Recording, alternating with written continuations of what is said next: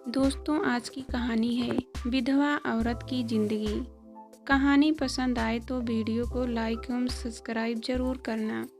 Delhi airport पर सुधा को देखते ही नीला जोर से चिल्लाई, अरे सुधा, तू कहाँ जा रही है? अहमदाबाद।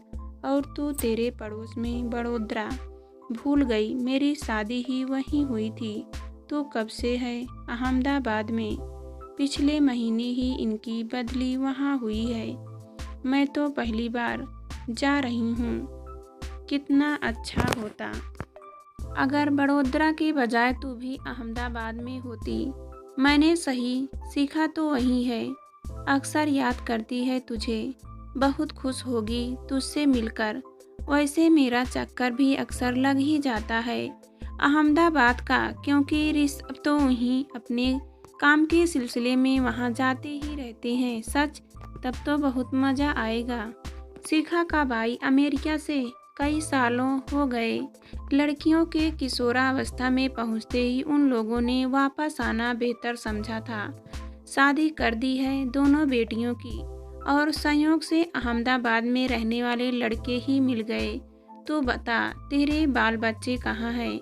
मेरी तो एक ही बेटी है, वह डॉक्टर है दिल्ली में। और तेरा परिवार कितना बड़ा है?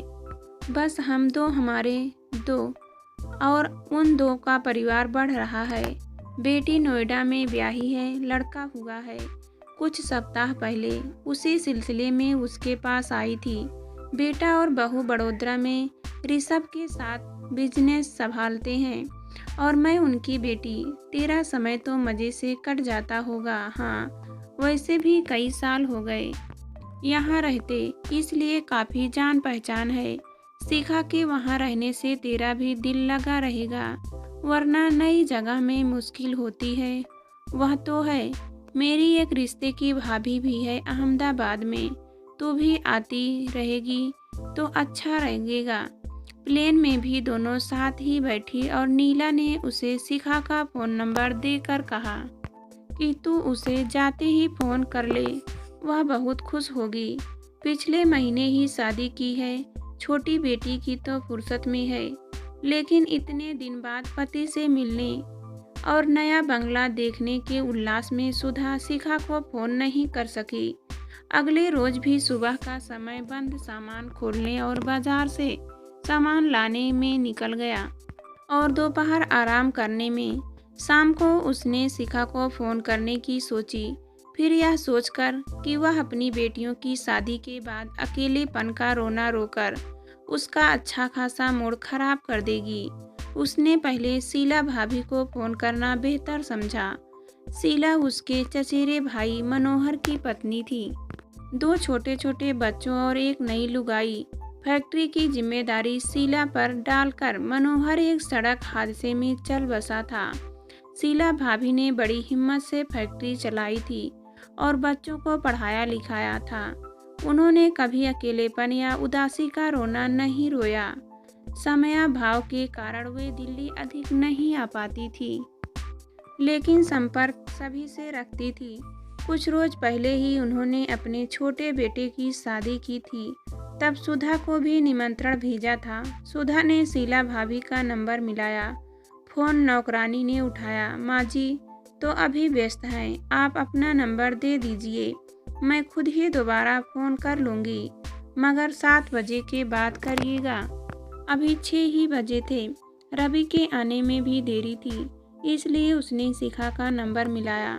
शिखा उसकी आवाज़ सुनते ही चाहकी, मैं अभी तुझसे मिलने आ जाती, लेकिन क्या करूं, मेरी छोटी बेटी और दामाद अपने कुछ दोस्तों के साथ मेरे हाथ का बना खाना खिलाने ला रहे हैं। अरे वाह, तू इतना बढ़िया खाना बनाने लगी है। सुधा ने कहा, यह तो खाने के बाद ही बताना। असल में बच्चों ने यह पार्टी मेरे दिल बहलाने के लिए रखी है। वरुण आजकल बाहर गए हुए हैं, मुझे अकेलापन न लगे, इसलिए मुझे इस तामझाम में उलझा रहे हैं। यह तो बहुत अच्छा है। मैं तो सोच रही थी कि बेटियों की शादी के बाद तू एकदम अकेली हो गई होगी। अरे नहीं, पहले 2 बेटियां थी, अब 2 बेटे भी मिल गए। एक बात बताऊं सुधा, पहले जब वरुण बाहर जाते थे तो लड़कियों के साथ अकेले बहुत डर लगा करता था। रात को ठीक से सो भी नहीं पाती थी। पर पिछली बार जब वरुण गए तो मेरी बड़ी बेटी और दामाद मेरे पास थे। मैं इतनी गहरी नींद में सोई कि मेरी बेटी को सुबह नाक पर हाथ रखकर देखना पड़ा कि मेरी सांस चल रही है या नहीं। एक दामाद को घर जमाई क्यों बना लेती, ना बाबा ना। सब अपने अपने घर सुखी रहे, फुर्सत मिलने पर मुझसे मिल ले, मैं इसी में खुश हूँ। यह बता कल क्या कर रही है? कुछ बंद सामान खोलूँगी, वह परसों खोल लेना। कल मेरे पास आजा। अच्छा। रवि से पूछूंगी कि कब गाड़ी भिजवाएंगे। गाड़ी तो मैं भेज दूंगी, उस गाड़ी में बैठकर तू ही क्यों नहीं आ जाती? चल यही सही, तो फिर मिलते हैं कल, कहकर शिखा ने फ़ोन रख दिया। कुछ देर बाद सुधा ने शीला भाभी को फ़ोन किया। कुशल क्षेम के बाद सुधा ने कहा, कमाल है भाभी, पहले आपके पास वक्त नहीं होता था, अब अनीस व मनीष सब संभाल लिया है। मैं तो बस आधे दिन के लिए फैक्ट्री जाती हूँ, उसके बाद घर आकर अनीस के बेटे से खेलती हूँ। शाम को वह अपने मम्मी पापा के पास खेलता है, उसके बाद टीवी देखती हूँ, फिर खाना खाकर सो जाती हूँ। बहू बच्चों के साथ नहीं खाती, अगर वे लोग घर में हो तब तो सब साथ ही खाते हैं, वरना मैं अपने वक्त पर खा लेती हूँ। और सुना दिल्ली में कैसे हैं सब? वह सब मिलने पर बताऊंगी। भाभी कब मिल रही हो? जब तुम कहो, कल आ जाऊं। कल तो मुझे कुछ काम है भाभी। कोई बात नहीं, इत्मीनान से काम निपटा लो, फिर मुझे फ़ोन कर देना, मैं आ जाऊंगी, ठीक है? भाभी वैसे आना तो मुझे चाहिए आपके पास, मैं इस चाहिए के चोंचले में विश्वास नहीं करती। सुधा, तुम अभी अभी इस शहर में आई हो, व्यवस्थित होने में व्यस्त होगी। मेरे पास तो फुर्सत भी है और गाड़ी भी, इसलिए जब तुम कहोगी आ जाऊंगी। अकेले रोज शिखा अपनी नवविवाहित बेटियों के साथ आई। यह मेरी छोटी बेटी नन्ही है, तेरे बारे में सुनते ही कहने लगी कि मैं भी मौसी से मिलने चलूँगी। मम्मी और नीला आंटी जब भी मिलती हैं ना, आपको बहुत याद करती हैं। जैसे सुधा होती तो मज़ा आ जाता, या सुधा होती तो यह कहती। और कल तो मम्मी की खुशी संभाले नहीं संभल रही थी। तो आप ही बताइए, ऐसी मौसी से मिले बगैर मैं कैसे रह सकती थी? सुधा को भी चुलबुली नटखट नन्ही बहुत प्यारी लगी। ससुराल में तो तू ऐसी ही शैतानी करती है? सुधा ने पूछा। इससे भी ज़्यादा जवाब शिखा ने दिया। वहाँ इसका साथ देने को हम उम्र जेठानी जो है, जब ये दोनों साथ होती हैं तो खूब ठहाके लगाती हैं। मैं चलती हूँ मौसी, कहकर नन्ही चली गई। बड़ी प्यारी बच्ची है, चुन्नी को देखेगी तो वह इससे भी ज़्यादा प्यारी लगेगी तुझे। शिखा ने बात काटी। आजकल दोनों मियाँ बीवी सिंगापुर गए हुए हैं, अगले हफ्ते आ जाएंगे, तो फिर हम भी अगले हफ्ते ही आएंगे तेरे घर। दोनों सहेलियों को गप्पे मारने में समय का पता ही नहीं चला। नन्ही घूम फिर कर माँ को लेने आ गई। शिखा के जाने के बाद उसने शीला भाभी को फ़ोन किया।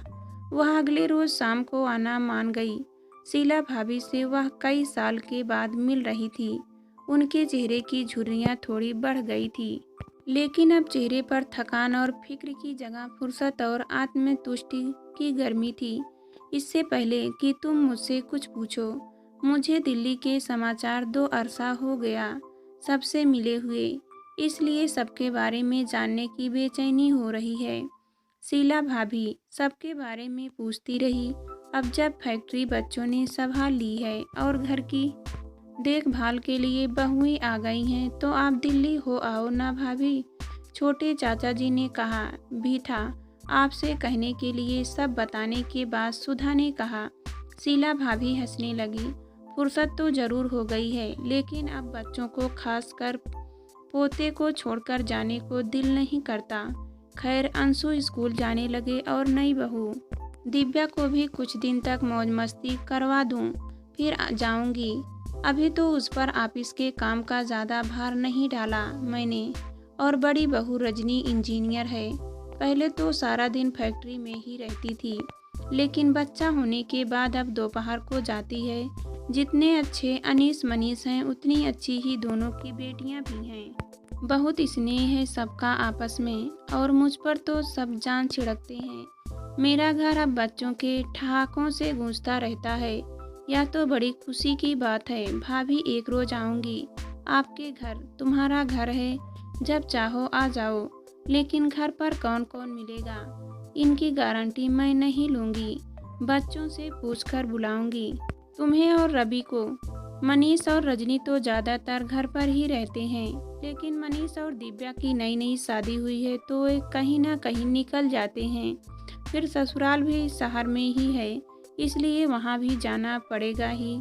इसलिए मैं यह हुक्मनामा जारी नहीं करना चाहती कि फला दिन मैं दावत कर रही हूँ, घर पर रहना। वैसे मैंने तुम्हारे बारे में बताया तो मनीष बहुत खुश हुआ कि चलो शहर में हमारा कोई अपना भी आ गया। ऐसा है सुधा कि अगर बच्चों से प्यार पाना है तो अपनी मर्जी उन पर मत थोपो। आप बिल्कुल ठीक कह रही हैं भाभी, सुधा बोली। मेरी एक सहेली है शिखा, उसकी 2 बेटियां हैं, दोनों की शादी हो गई है। वह खूब इतराती है अपने दामादों पर। शिखा की बात कह रही हो ना? शीला भाभी हंसी। जिस किट्टी पार्टी की मैं मैनेजर हूँ, उसी की वह भी है, इसलिए हर महीने उसका इतराना देखने को मिल जाता है। असल में शिखा ने दामाद बड़ी होशियारी से चुने हैं। बड़े वालों की नौकरी यहाँ है, लेकिन परिवार चंडीगढ़ में, इसलिए बीवी के परिवार को अपना मानेगा ही। छोटे वाला बिखरे घर से है, यानी माँ बाप का अलगाव हो चुका है। माँ डॉक्टर है, पैसों की तो कोई कमी नहीं है, लेकिन व्यस्त अंकल माँ के बच्चे को शिखा के घर का उष्मा भरा घरेलू वातावरण तो अच्छा लगेगा ही। तुमने यह भी सुना होगा कि विवाह के बाद बेटा तो पराया हो जाता है।